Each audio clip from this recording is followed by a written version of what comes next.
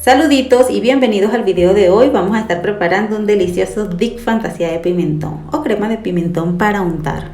Los ingredientes a utilizar son media taza de vinagre blanco, 3/4 de taza de azúcar, media taza de agua y 300 gramos de pimentón.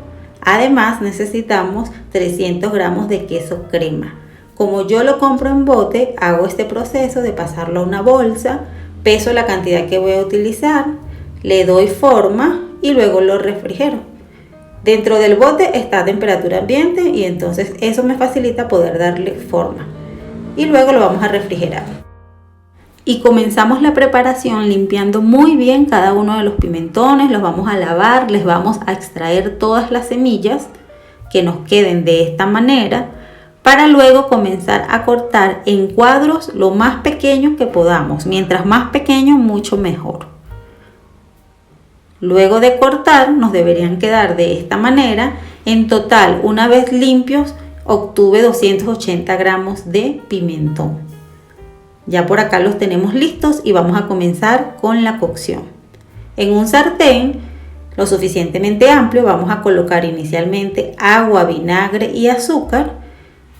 Y vamos a dejar que el azúcar se derrita a fuego medio.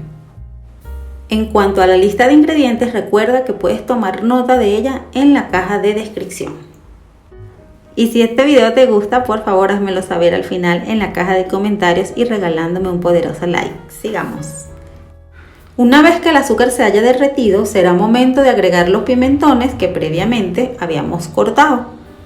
Vamos a dejar que se cocinen a fuego medio hasta que se haya evaporado la mayor cantidad de agua y se forme un almíbar. El tiempo puede ser variable. En mi caso tomó 18 minutos.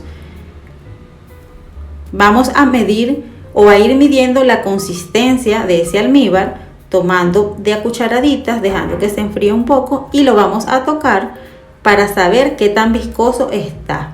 Lo ideal es que no se seque demasiado, tiene que quedar viscoso pero con una consistencia aún líquida. Además, tomando en cuenta que luego de que enfríe, él va a tomar mejor consistencia, se va a poner un poco más espeso. También debemos tener en cuenta que mientras se va formando nuestro almíbar, los pimentones también se van cocinando. Entonces por eso es importante tenerlo a fuego medio. Acá yo voy a medir en este momento la consistencia, allí uno toca y siente que tan viscoso está.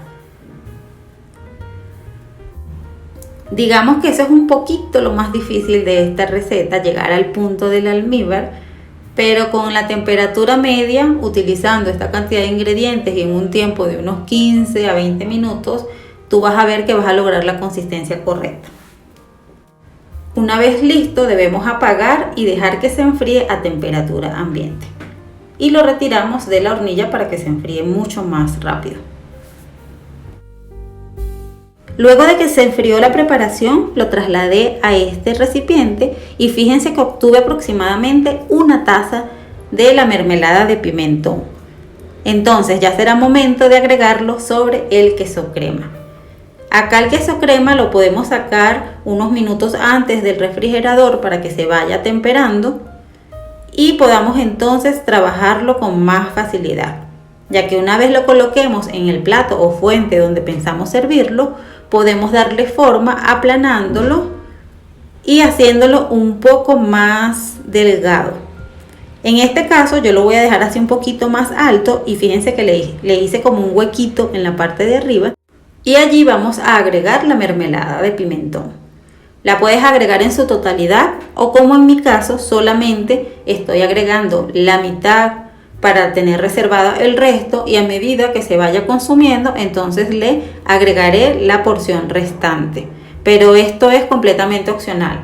Y también por efectos de lo que es la foto, fíjense que acá lo decoré manualmente, le coloqué esos trocitos de pimentón en línea para que se vea mucho más bonito y esta es la cantidad que me sobró, pero que igualito se va a utilizar para este caso, ¿ok?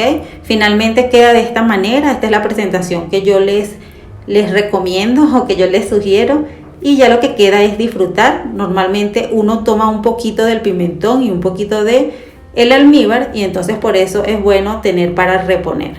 Yo espero que les haya gustado esta receta, la verdad es que queda delicioso, es ideal para las fiestas, reuniones, ya yo la he repartido en ocasiones anteriores y créanme que mis invitados quedan fascinados.